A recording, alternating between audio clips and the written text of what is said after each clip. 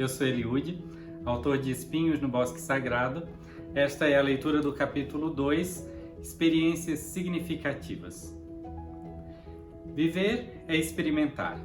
Experimentamos um bolo, uma roupa, uma nova posição sexual, ouvimos uma música, uma poesia, uma citação, contamos uma história, um segredo, uma piada, abraçamos alguém que há muito não vemos, perdemos alguém que amamos, somos traídos por alguém em quem confiávamos, sentimos fome, cansaço e dor, conhecemos o prazer. E o modo como reagimos a tais experiências faz delas mais significativas ou menos relevantes em nossas vidas. Experiências significativas são aquelas que nos permitem existir de fato no momento presente, sentindo toda a dor ou encanto a que somos expostos. De modo que tais experiências transbordam em valores pessoais relevantes e duradouros que nos acompanham às vezes por toda a vida e viram memórias preciosas que enriquecem a nossa formação. Olhamos para tais experiências com o mesmo respeito que temos por aquilo que consideramos sagrado.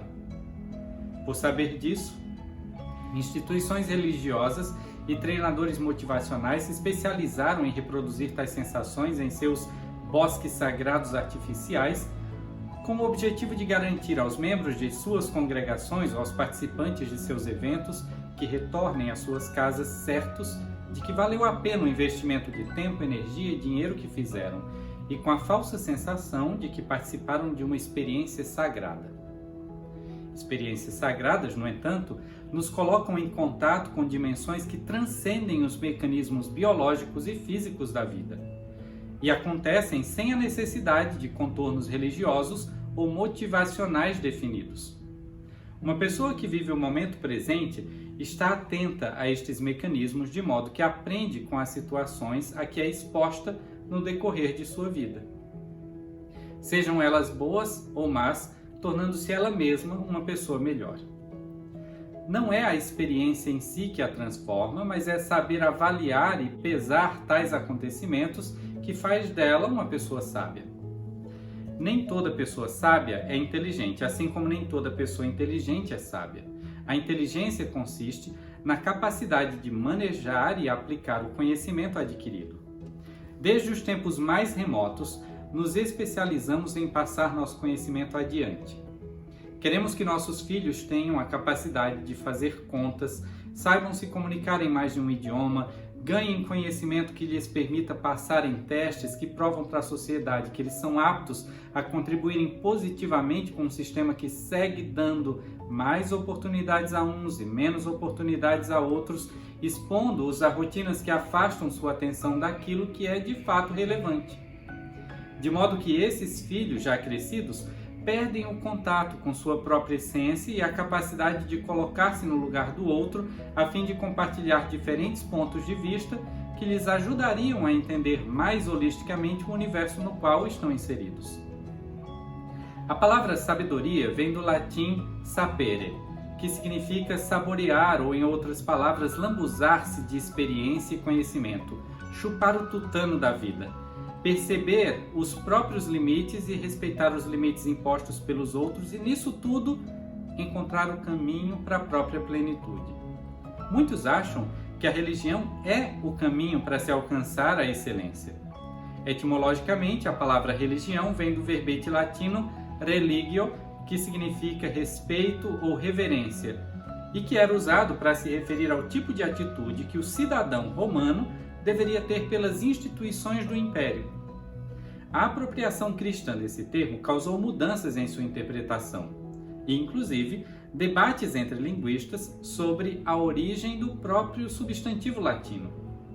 Enquanto para uns o religio romano tenha surgido do verbo latino religare, que significa religar, fazendo da religião uma religação com algo cuja conexão se havia perdido, para outros, o substantivo vem, na verdade, do verbo relegere, que significa reler, fazendo dela uma releitura, uma volta ao texto sagrado, retomando o que havia sido deixado de lado.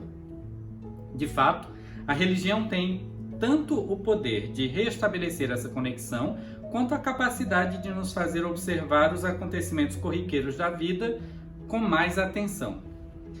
Mas ao mesmo tempo em que nos une em torno de uma ideia, sensação ou sentimento, a religião tem um aspecto excludente em relação a quem não toma parte conosco da mesma visão de mundo, ou que não é afetado do mesmo modo pelos eventos de releitura ou religação promovidos por ela. Aos eventos que procuram promover tal religação ou releitura, chamamos de experiências religiosas, cujo objetivo é cativar cada participante a fim de que não somente queira voltar a tais eventos, mas que sinta o desejo de trazer mais gente consigo.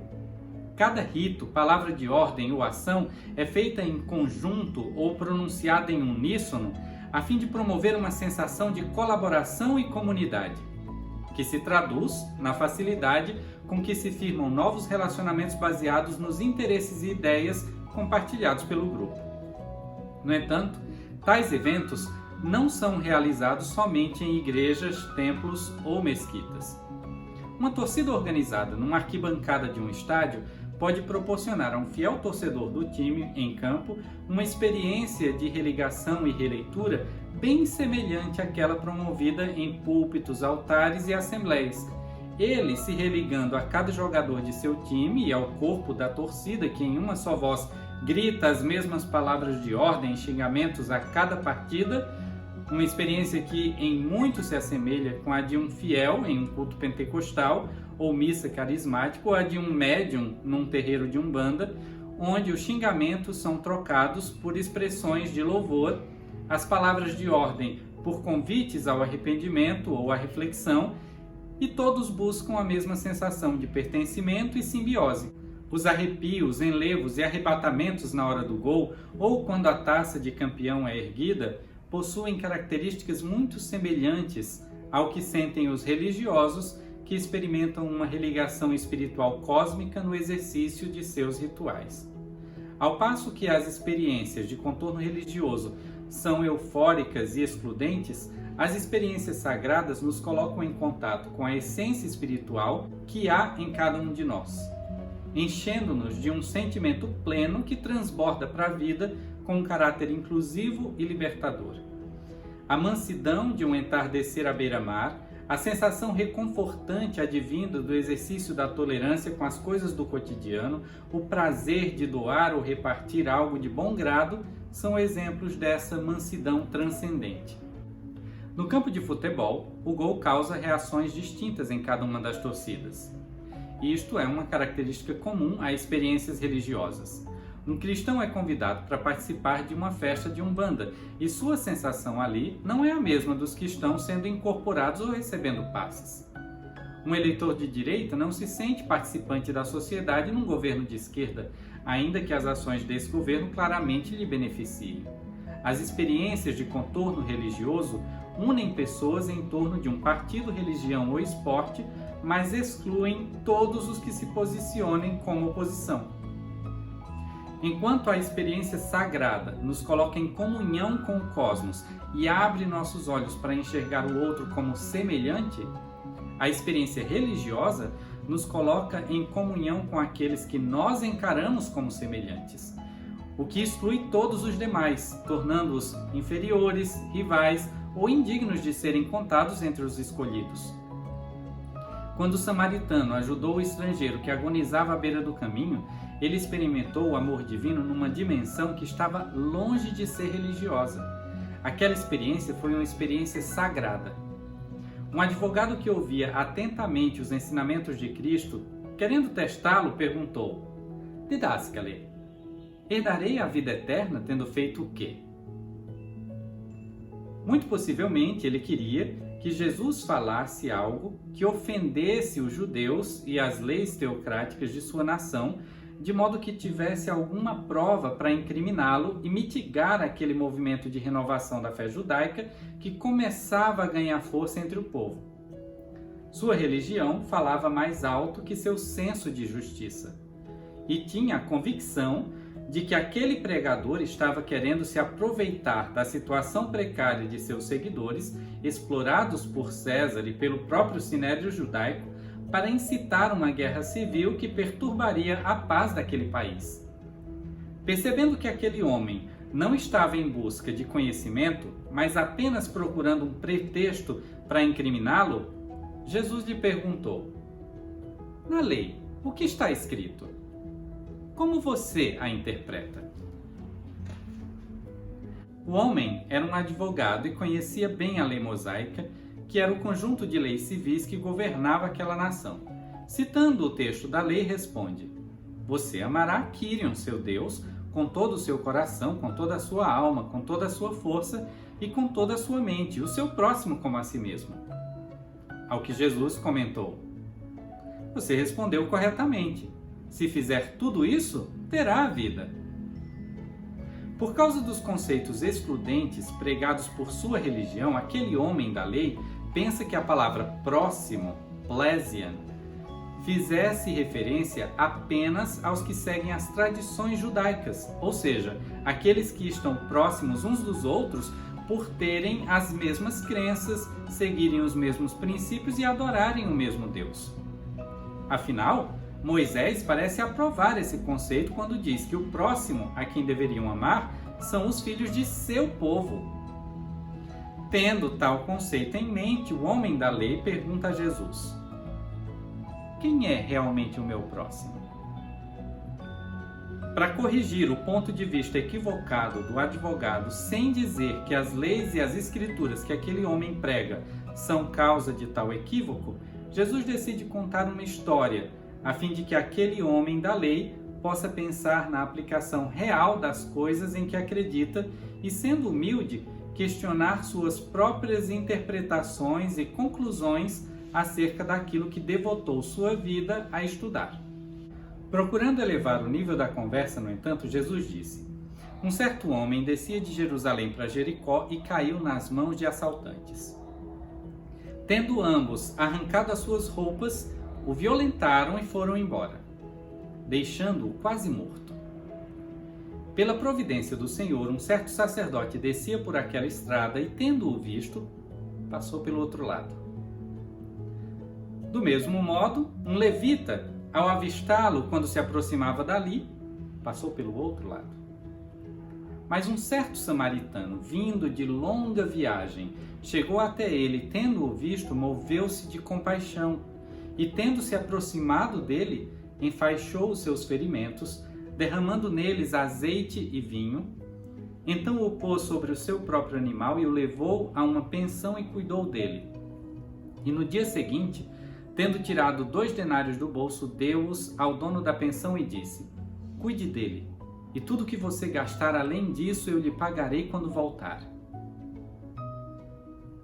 O ódio, alimentado entre judeus e samaritanos, vinha de longa data.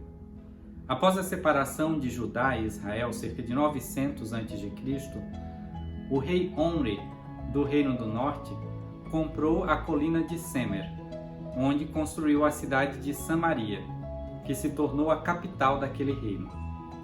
A cidade foi usada como ponto estratégico de defesa militar por causa de sua formação rochosa, que protegia o vale através do qual corria a principal estrada que ligava Jerusalém ao Mar da Galileia. Uma estrada que Jesus conhecia bem por causa de suas constantes viagens à capital. Em 722 a.C., os assírios invadiram a cidade, que se tornou sede de sua província. Os habitantes de Samaria foram levados em cativeiro e um templo a Baal foi erguido no topo do monte. Pouco depois, o Reino do Sul foi invadido pela Babilônia e os judeus foram levados em cativeiro. Embora samaritanos e judeus tivessem a mesma origem, as divergências políticas e o modo como lidaram com conflitos nos períodos de cativeiro reforçaram o ódio que sentiam um pelo outro. Um ódio semelhante ao que alimenta conflitos entre sérvios e muçulmanos na Bósnia moderna, a inimizade entre católicos e protestantes na Irlanda do Norte ou o conflito entre budistas e muçulmanos Rohingya em Myanmar. Depois de contar aquela história, Jesus perguntou ao homem da lei: qual desses 3 lhe parece ter estado mais próximo do homem que caiu nas mãos dos assaltantes? O advogado, recusando-se a usar a palavra samaritano, pois seu preconceito falava mais alto que seu juízo, disse: aquele que lhe demonstrou compaixão. Disse-lhe então Jesus: vá e faça você o mesmo. Se Jesus simplesmente tivesse dito ao advogado que o próximo, Plésion, de quem falava a lei, poderia ser qualquer um, inclusive os romanos que os haviam subjugado e os samaritanos pelos quais nutriam uma rixa histórica, será que aquele homem da lei e os outros judeus que o seguiam teriam aceitado pacificamente o discurso do jovem rabino? Jesus entendia que contra fato não há argumento. Muito possivelmente, todos tinham conhecimento da história que ele acabara de lhes contar. Talvez alguns ali até conhecessem aquele homem que fora ferido e socorrido pelo samaritano. Agora, cabia a quem ouviu a história ter humildade para reconhecer a falha de seus próprios argumentos ao tentarem justificar um ódio injustificável, deixando-se iluminar por uma luz maior. No entanto, as instituições religiosas, os times de futebol e os partidos políticos se especializaram em reproduzir experiências que vendem como sagradas, mas que são, em sua essência, estereotipadas, massificadas e desejadas como um fim em si mesmas. Sempre ávidas em defender seu direito de existência e seu poder em relação aos seus oponentes, essas instituições ou associações afirmam sem titubear que seus rituais, eventos e militância são o único meio de se promover o equilíbrio cósmico, a satisfação pessoal ou o bem comum. Historicamente, clãs e sociedades tribais sempre viram seus vizinhos como inferiores, inimigos e dignos de desprezo, o que justificava o conflito entre eles. A concorrência por recursos naturais e humanos, pela posse da terra e pelo estabelecimento do poder de uma tribo sobre a outra, de uma casta sobre a outra ou de um povo sobre o outro, sempre foi a causa de tais conflitos. No entanto, sacerdotes e xamãs tribais costumavam usar discursos exclusivistas e invocar o deus de uma tribo contra a outra para justificarem e apoiarem tais batalhas. Dados os resultados do conflito, o deus de um grupo tribal, casta ou nação seria comprovado superior aos demais. Os vencedores acreditariam que seu deus era mais poderoso que o da nação inimiga, e o povo que perdesse pensaria que a prática impura de algum membro daquela nação teria desagradado de algum modo a sua divindade para que ela não intercedesse por eles na batalha. Este aspecto de competição e exclusivismo acompanha a instituição religiosa há muito tempo. Uma característica que acabou se expandindo para outras instituições e associações. Experiências sagradas, no entanto, fogem ao controle sacerdotal e não podem ser ideologicamente manipuladas ou recriadas, afinal, o Espírito sopra aonde quer e como quiser. Por isso é tão difícil explicar tais experiências a alguém que nunca as vivenciou. De modo que muitos são facilmente enredados pelo marketing eficiente que segue dividindo a humanidade em castas, times, clãs e partidos. Compartilhá-las reafirma nossa crença e nos coloca em comunhão com o cosmos e com todos ao nosso redor, não somente com os que têm a mesma visão de mundo ou defendem os mesmos princípios. As experiências de religação, por mais arrebatadoras, por mais deslumbrantes, por mais apavorantes que sejam, não conseguem se expandir para além dos limites do clã, da denominação religiosa, do partido político ou do time. Restritas a grupos específicos, no máximo, provocam sentimentos de paz momentânea ou alegria passageira. A releitura dos mesmos livros, das mesmas ideias, as camisetas iguais na torcida, tudo isso provoca uma sensação de pertencimento. No entanto, o consumo de um único ponto de vista nos faz cego para aquilo que foge ao escopo de nossa percepção. Em contrapartida, as experiências sagradas ou divinas promovem uma expansão da consciência, um compromisso com a verdade, uma ação transformadora que transborda para além dos limites de qualquer clã, denominação religiosa, partido ou time, embora não seja necessariamente inerente a quaisquer deles ou mesmo a religiosidade, pois tais encontros com o divino independem de ritos, compromissos com rigor dogmático ou de obediência institucional. Num show de rock, à semelhança do jogo de futebol, os fãs daquela banda podem ter uma experiência religiosa quando uma ligação é estabelecida entre o vocalista e o público através da música. Os fãs experimentam uma comunicação etérea se dando por meio do compartilhamento dos mesmos sentimentos e sensações. Mas uma pessoa que não gosta daquela banda vai ouvir as mesmas músicas e sentir-se incomodada ou irritada com o barulho. Esse tipo de comunicação que se dá entre espíritos que estão em uma mesma frequência ou entre nosso espírito e o cosmos, quando nos harmonizamos com a frequência cósmica, chama-se experiência espiritual. A meditação e a oração, por exemplo, são momentos de pausa que nos permitem, ao fechar os olhos e buscar respostas, ajustar nossa frequência de modo que possamos ver as coisas com mais clareza e tomar decisões mais assertivas. Experiências de cunho espiritual não são necessariamente sagradas ou religiosas. Julgar se a experiência de alguém foi realmente sagrada não cabe a qualquer indivíduo, senão à própria pessoa que teve tal experiência. Se possessões colocam médiuns em contato com algo que em sua concepção julgam ser divino, tais experiências serão sagradas para eles e por isso o respeito às suas opiniões e práticas é essencial, mesmo quando o observador externo as considere indiferentes, embusteiras ou difíceis de digerir. A releitura ou repetição das experiências de contorno religioso podem ter efeito indutor. A pessoa sente-se compelida a agir de determinado modo por causa do tipo de interpretação que dá às sensações que experimenta. A releitura ou repetição das experiências de contorno religioso podem ter efeito indutor. A pessoa sente-se compelida a agir de determinado modo por causa do tipo de interpretação que dá às sensações que experimenta.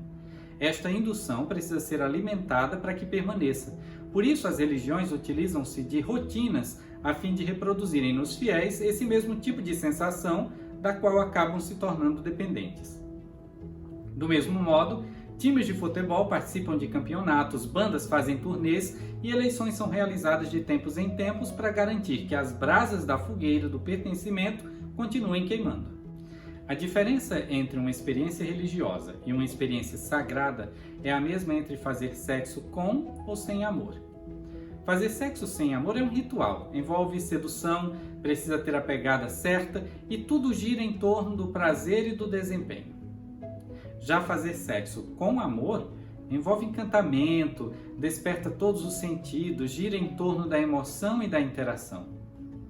Quando se faz sexo sem amor e é bom, você não quer repetir o ato por causa do outro.